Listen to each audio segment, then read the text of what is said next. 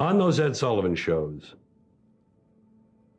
I began to realize, not just there, everywhere, all these shows, I didn't fit. And here's what I was missing. I was missing who I was. I began with a dream of being Danny Kaye, which is a very mainstream dream. It's very middle America. It's a people pleaser job. And I dreamed a path that was traditional. Comedian, disc jockey, comedian, actor, big success. A mainstream dream. Meanwhile, what I really was an outlaw and a rebel because I had lived that kind of life. I got kicked out of 3 different schools. I got kicked out of the Air Force. I got kicked out of the choir. I got kicked out of the altar boys. I got kicked out of summer camp. I got kicked out of the Boy Scouts. And I quit school at 9th grade. I had great marks. I was a smart kid, but I didn't care. They weren't teaching what I want. I didn't give a shit. It's important in life if you don't give a shit. It can help you a lot. So I didn't give a shit. And I was I was a pot smoker when I was 13. We broke the law, we broke into cars, we broke into offices, we broke into Columbia University, we broke into stores. We did all sorts of unlawful things. And I was that kind of person. I was one who swam against the tide of what is expected and what the establishment wants from us. But I didn't know that about myself because this dream blinded me. This dream was about America, about the path that we all follow, the middle of the road, middle class America, mainstream will dream. And meanwhile, I'm sitting there like this, those people, that shit. Look at this stupid shit. No, I don't want to be in the bunny number. Can I get out of the bunny number, please? I don't want to put on that uniform, and I didn't know this dissonance was inside me. And in the period this is happening, all through the 60s, the counterculture was forming. The free speech movement started in Berkeley. The hippies were growing into a force. And peace, love, power, flower power, pot smoking, anti-authority. See, bing, bing, bing, bing, anti-authority. Throw over the establishment. Burn down the math building? Wow. Ding, ding, ding, ding, ding, ding, ding. So I gravitated toward that because I was that person, really. And the people I hung around with were that way. The musicians I knew in the late 50s had gone through that transition. Suddenly they looked different and their music changed. And I'm listening to people like the Buffalo Springfield, I'm listening to Bob Dylan, I'm listening to these people, and I realize these artists are using their talent to project their feelings and ideas, not just please people. And I suddenly was able to see my place and to realize I was in the wrong place. You see, in 1967, the summer of love, the peak of the hippie movement, I was 30. I was entertaining people in nightclubs who were 40, and they were at war with their kids who were 20. There was a generation war. I was in the middle of it. I was 30, 20, 40. And I said, what the fuck am I doing over here? These are the people that will at least understand me and give me a chance. So it took 2 years. I didn't go to the mountain and come back different. I didn't do a Bobby Darin. I didn't do a whatever, those people who just go away and they're back new suddenly.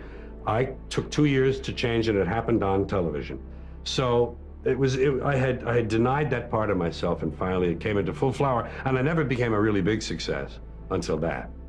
I probably had 200 television appearances by that time, and I still wasn't realized as a writer, comedian, as a comedian. By that I mean I hadn't let myself grow into that.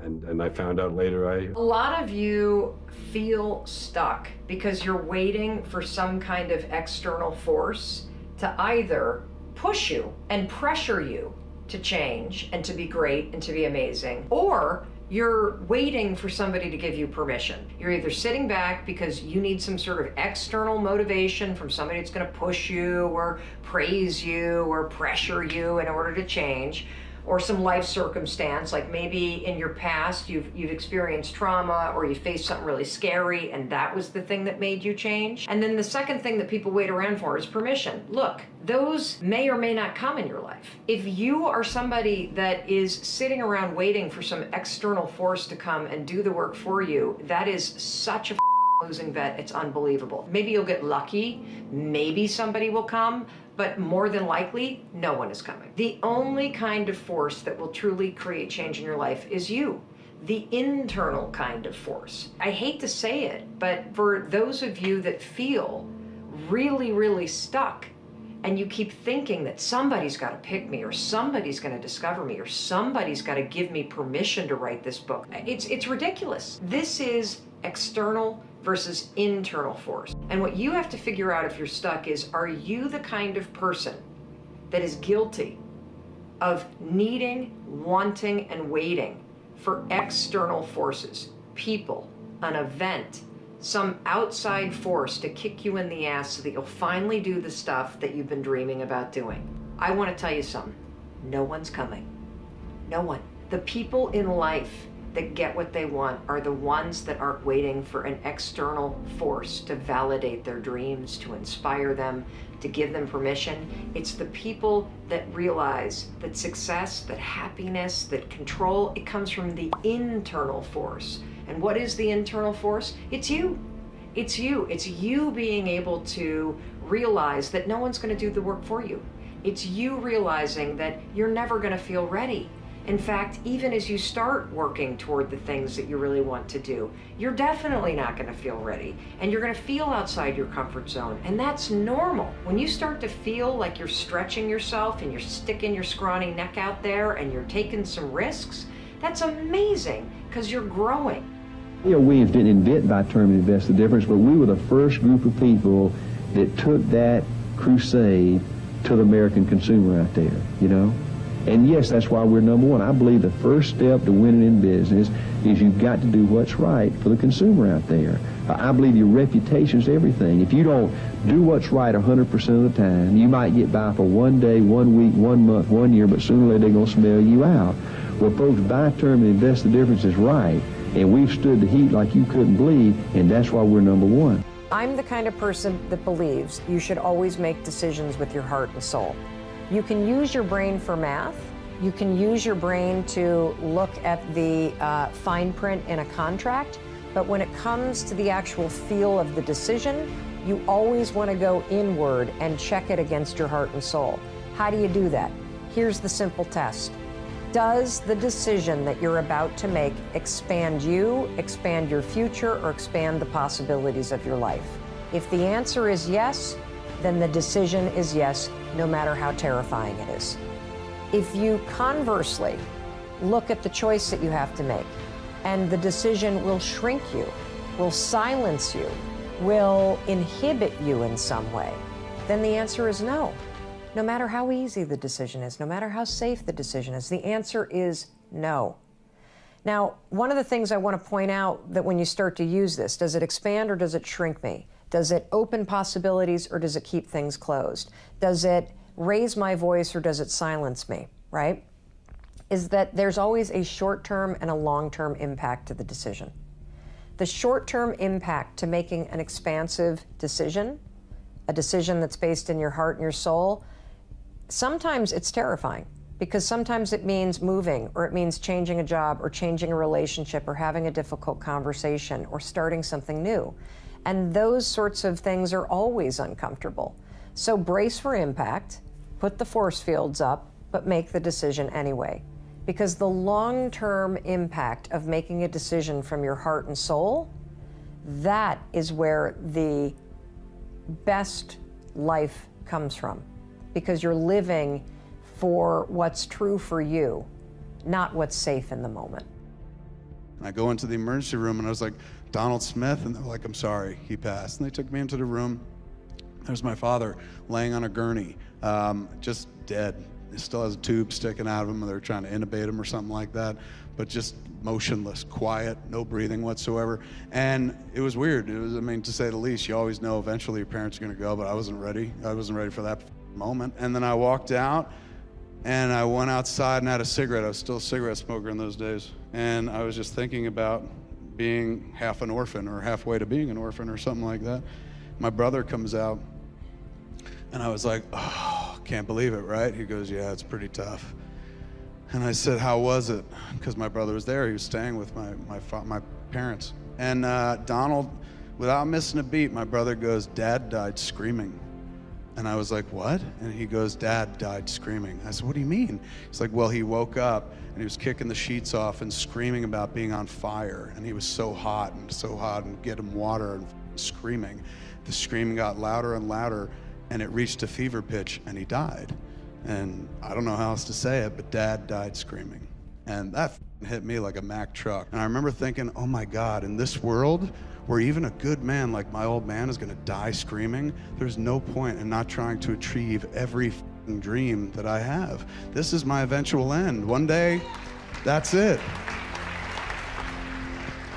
And I really felt like, man, that's like, this is my future. We're all probably gonna go out screaming. So the best thing to do prior to that is to try to pack that life with as much wonderfulness, fun, productivity. Surround yourself with people that are gonna help you do that. You know, because in this world, there's not a lot of support. There's a lot of negativity, there's a lot of cynicism. Even as I sit here and tell that story about my father dying, I guarantee you there's a cynical head in this house, maybe more, sitting there going, who cares, move on, tell a joke. The world is full of why, man. You tell people something, they'll tell you why. Throw a rock and you'll hit somebody with why. Like, hey man, I wanna make a movie. Why? Why do you think you could do that? Why? Why? Nobody else is doing it. Why are you doing it? There's so much why. You go out and you find why not. You surround yourself with why not. People are just like, why not? Where you're like, hey man, I'm gonna try something. Like, all right, why not? Let's give it a shot. People who try to help you do your dreams, make your dreams come true. And you do the same for them. We're all in this together. And it costs nothing to encourage an artist. That's why I get up here for almost 20 years now after the movie, man. There ain't a lot of filmmakers get up after the movie and spend more time than the movie itself talking. But I've been trying to impart one simple lesson for nearly 20 years. Anybody can do this. You know what I'm saying? Like, I wasn't born into a business or the film business or born with a mic in my hands. I have no discernible talent whatsoever, man. I have no connections to the business. We're from New Jersey and stuff. I got lucky. Somebody picked up the movie and boom, I was off and running. And part of that manifest, when you're brought into the indie film community, part of your job, part of your honor, part of your privilege is to make sure that keeps going, to encourage other people, you know, to tell people it's worth the shot. Just like Wayne Gretzky said, like, you miss 100% of the shots you never take. It's always worth the shot. Now, if you're talking about like, if what your shot is you're like, I've always wanted to kill 12 children, Kevin, don't take that shot at all. I'm not talking about that. You know, I'm talking about artsy shit, you know, writing a blog, making some music, making a movie, making a cupcake store, a knitting store, putting together a YouTube clip, just anything that's just not, oh, we must do this because it's part of my job or this will get money. Some you just do just to see if it can be done. Live a why not life, man, because we're all gonna die screaming. So make sure when you die screaming, you're totally fulfilled. You're like, I took all the shots. I did it. I went after everything I wanted to, or at least tried. Take the shot. The shot is always worth taking. Whether it's a dopey thing like podcasting or writing a book or writing a blog, think about the encouragement you get. When you encourage an artist, think about the potential that comes out of it. You tell a dude, good job, man. That person maybe one day writes that blog that you meme out to the entire world because it says exactly what you always wanted to say but couldn't yourself. Or they write that song that you play over and over after a loved one dies because it means the world to you. They make that movie that is the one you cling to when everything is going wrong in life. Oh, you pop that in and things aren't bad for 2 hours. All that comes from encouraging an artist. Nothing good comes from discouraging an artist. So for 20 years, I keep coming up here and going, go out and do it. Why the aren't you doing this? It's so fun. You should do it. Take your shot. I took my shot and it's nothing but pussy and donuts, you know, just. So I'm here to tell you, man, give it a shot. Go out and try. This is something that we see over and over and over again. And it's this idea that you don't ever start. You stay trapped in your head. And if you feel paralyzed, if you've been spinning the same ideas over and over and over again, then you know what I'm talking about. You see, many of you are thinking way too big. You're attaching way too much pressure on the things that you're interested in. Until you start blogging about fashion, you won't even know if you like it. So thinking that you have a dream about doing it and thinking that you have this grand plan that you're gonna do it full time, it is a complete an utter waste of your time to be dreaming that big. And let me tell you why. Because oftentimes, if you're the kind of person like Vicky that's getting trapped up here, the bigness of what you're thinking about is what's stopping you. What I want you to do if you're in Vicky's situation is I want you to stop dreaming and I want you to just start doing small things. I want you to go back to curiosity and less into crushing your big goals. The thing about life and business and success is that you have to be willing to start. And for people that procrastinate, starting is the hardest part.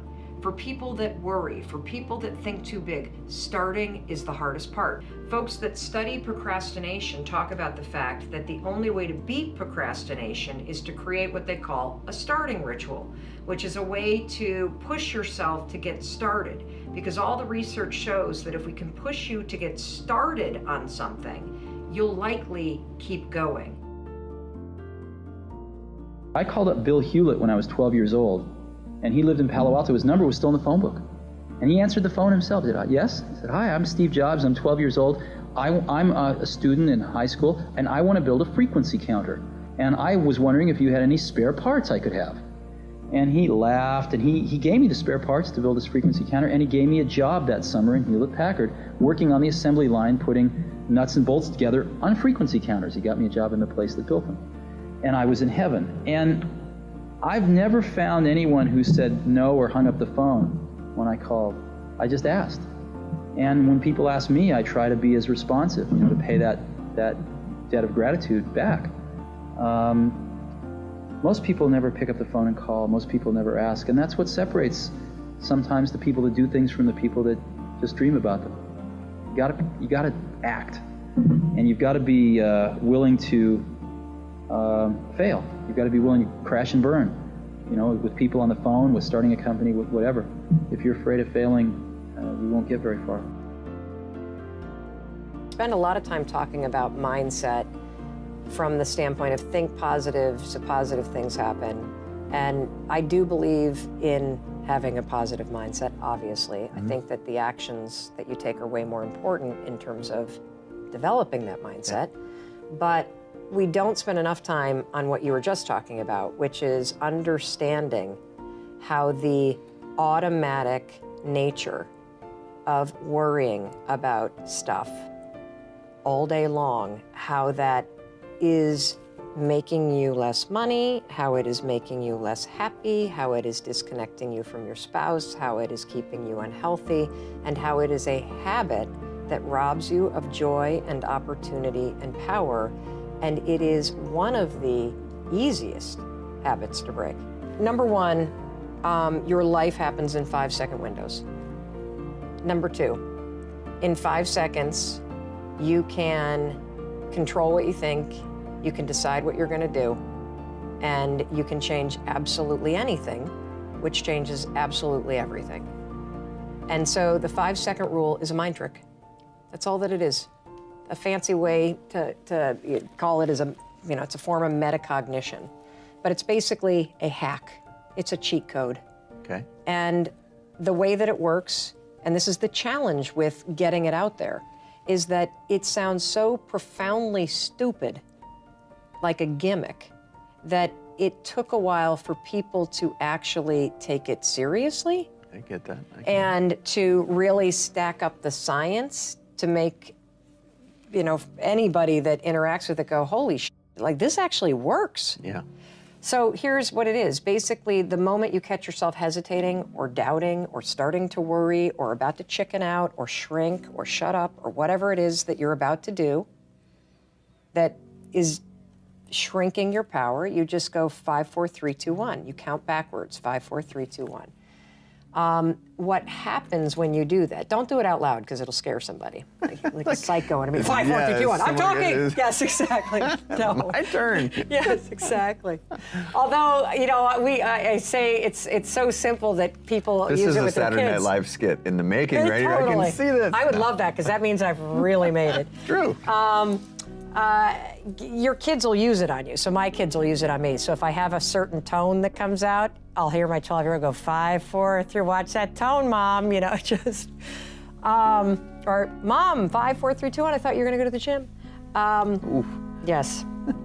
So by counting backwards, the kind of cheat code that you're doing in your mind is you are interrupting what are called habit loops that get encoded in the central part of your brain, and you are starting up the prefrontal cortex. It's a little trick that causes focus, and it's a lot like having a mantra, because you're shifting gears. But the thing about having a mantra is, and I suppose that as you count backwards more and more and more, you become used to it, but it becomes a habit that triggers action. So what you do is go 5, 4, 3, 2, 1, cut off this part of the brain, awaken this part of the brain, and then move. And what happens with the counting backwards is there's nowhere to go after 1. And your mind is socialized in a countdown situation to go. Yep. And so counting up won't work because you can keep go going forever.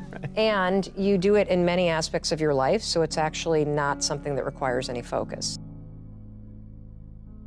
We try to hire really smart people, but we have a very simple organization, and we try to focus and do very few things well. And focusing's hard because focusing doesn't mean saying yes, it means saying no. So we decide not to do a lot of things so we can focus on a few handfuls of things and do them well. And I think you know, everybody working at a company wants to do something great. They want to be excited about what they're working on, and they want to be recognized for it if they do a really great job. So we just try to allow people to do the best work of their lives at Apple and get it out to 25 million customers that we have. And that's very exciting. And when you're working on something and you know if this works out, up to 25 million people are going to use this. It's very motivating. You know? And it's not just 25 million of our customers, but other companies tend to follow us. You know, it takes them a few years, but other companies tend to copy what we do if it works. Right. And so we can influence the whole industry. You will fail at some point in your life. Accept it. You will lose. You will embarrass yourself. You will suck at something. There's no doubt about it. And I know that's probably not a traditional message for a graduation ceremony, but hey, I'm telling you, embrace it, because it's inevitable. And I should know. In the acting business, you fail all the time. Early on in my career, I auditioned for a part in a Broadway musical. Perfect role for me, I thought, except for the fact that I can't sing. So I'm in the wings, I'm about to go on stage, but the guy in front of me, he's singing like Pavarotti. He's just, and he's just going on and on and on, and I'm just shrinking, I'm getting smaller and smaller. So they say, oh, thank you very much, and you'll be hearing from us. So I come out with my little music, and it was Just My Imagination by the Temptations. That's what I came up with. So I hand it to the accompanist, and she looks at it and looks at me and looks out at the director and was like, all right. So I start, you know, I'm gonna sing. I'm like, it's just my imagination once again, and they're coming away with me. And I'm not saying anything, so I'm thinking I'm getting better. So I start getting into it. It was just my imagination. Running. They say, oh yeah, thank you very much, Mr. Washington. Thank you. So I assumed I didn't get the job. But the next part of the audition, he called me back. The next part of the audition is the acting part of the audition. So I'm like, hey, okay, maybe I can't sing, but I know I can act. So they pair me with this guy, and again, I didn't know about musical theater. And musical theater is big, so they can reach everyone all the way in the back of the stadium. And I'm more from a realistic, naturalistic kind of acting where you actually talk to the person next to you. So I don't know what my line was. My line was, well, hand me the cup. And his line was, well, I will hand you the cup, my dear. The cup will be there to be handed to you. I said, oh, okay. Well, should I give you the cup back? Oh, yes, you should give it back to me, because you know that is my cup and it should be given back to me. I didn't get the job. But here's the thing. I didn't quit. I didn't fall back. I walked out of there to prepare for the next audition, and the next audition, and the next audition. I prayed. I prayed, and I prayed. But I continued to fail, and fail, and fail. But it didn't matter, because you know what? There's an old saying, you hang around the barbershop long enough, sooner or later you're gonna get a haircut. So you will catch a break, and I did catch a break. Last year, I did a play called Fences on Broadway. Someone talked about it. Won the Tony Award. And I didn't have to sing, by the way. But here's the kicker. It was at the Court Theater. It was at the same theater that I failed that first audition 30 years prior.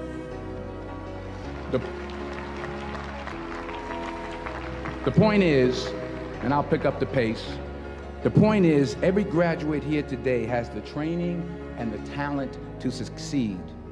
But do you have the guts to fail? Everybody has fear all wrong. People have so many theories about fear. They talk about, oh, well, I'm afraid of success. No, I'm afraid of failure. I'm afraid of intimacy. I'm afraid of heights. I'm afraid of this. I'm afraid of that. I'm afraid of the other thing. There's actually only two fears. Only two. And if you're in sales, which you are, or even if you're not, life is about persuading people. Life is about influencing people. And fear is the invisible force that will make you ineffective at that. It will stop you. Now, I love J.K. Rowling as an example. I mean, we all know the Harry Potter series, but what a lot of people don't know about her, she talks a lot about fear. She struggled with major depression. Do you know she was unemployed, and she wrote the original idea for Harry Potter on a napkin while she was on state benefits? She was then rejected by 12 publishing houses. And this, by the way, was after she was divorced, bankrupt, and a single mom of a kid. Pushed herself, pushed herself, pushed herself. She talks a lot about fear and about failure. Well, you know, we know the moral of the story. She just kept going. Of course she was afraid. But she had the good kind of fear, not the bad kind of fear. A lot of people come to me and they say, well, I want to be an entrepreneur. And I go, oh, that's great. What's your idea? And they go, well, I don't have one yet. And I say, well, I think you should go get a job as a busboy or something until you find something you're really passionate about, because it's a lot of work. And I'm convinced that about half of what separates the successful entrepreneurs from the non-successful ones is pure perseverance. It is so hard. You pour so much of your life into this thing. There are such rough moments in time that most people give up. I don't blame them. I mean, it's really tough, and it consumes your life. I mean, if you've got a family and you're in the early days of a company, I can't imagine how one could do it. I'm sure it's been done, but it's rough. I mean, because it's pretty much an 18-hour-a-day job, 7 days a week for a while. So unless you have a lot of passion about this, you're going to not survive. You're going to give it up. So you got to have an idea. Or a problem or a wrong that you want to right that you're passionate about. Otherwise, you're not going to have the perseverance to stick it through. And I think that's half the battle right there. It's hard to remember how bad it was, in early 80s, with IBM taking over the world with the PC, with DOS out there. It was far worse than the Apple II. And they tried to copy the Apple II, and they'd done a pretty bad job. And you needed to know a lot. And so things were kind of slipping backwards. And Macintosh was, you saw the 1984 commercial. I hope you have that in your archives. Macintosh was basically this relatively small company, in Cupertino, California, taking on the Goliath, IBM, and saying, wait a minute, your way is wrong. This is not the way we want computers to go. This is not the legacy we want to leave. This is not what we want our kids to be learning. This is wrong, and we are going to show you the right way to do it. And here it is. It's called Macintosh, and this is so much better that it's going to beat you. And we are going to do it. And that's what Apple stood for. What fascinates me about human beings, and it fascinates me about myself, is that we have such a high tolerance for suckiness. Isn't it crazy? As long as the suckiness is a routine. But the second you get thrown out of your routine, or the second that, whether it's because you lose a job or somebody moves or somebody dies or somebody breaks up with you or you break, like all of a sudden that awakens the courage in you to make a change. Because you know, either you have no choice or now you got a problem to solve. Yeah. But fighting that inertia of life is the most difficult thing in the world. I ended up getting a job with a law firm because it was the path of least resistance. In Boston. In Boston. Okay. I hated it because I went from being in the courtroom to writing briefs all day. Got it. And luckily I got pregnant with our first daughter, who just is starting college, which makes me feel so ancient. I just want to like punch myself in the face that I have a 18-year-old freshman in college. Congratulations. Thank you. But I got pregnant with her, and when she was born, I had horrific postpartum depression. Wow. I mean, the really scary kind, where you can't be alone with the baby. You're on crazy meds that turn you, not the kind you take recreationally. Yeah. Like, these are the kind that like turn you into a zombie. And it was a really scary thing. And I when I kind of came out of the 8-week trance of that, I looked up at Chris and said, I've made a decision. And he said, okay, what would that be? And I said, I don't ever want to answer the question, what do you do for a living? With the response, I'm a lawyer. And he said, okay. You realize we've just bought this house and we have a kid and we have bills to pay. And he said, so here's the deal. You've got exactly 4 weeks before your maternity leave is over. You need to make $60,000. I don't care what you do for a living. That's your problem. Go solve it. And the night before I was supposed to, so I networked like a crazy person. Because again, if you're a human being with a problem, you'll solve it. Yeah. And so if it matters enough to you,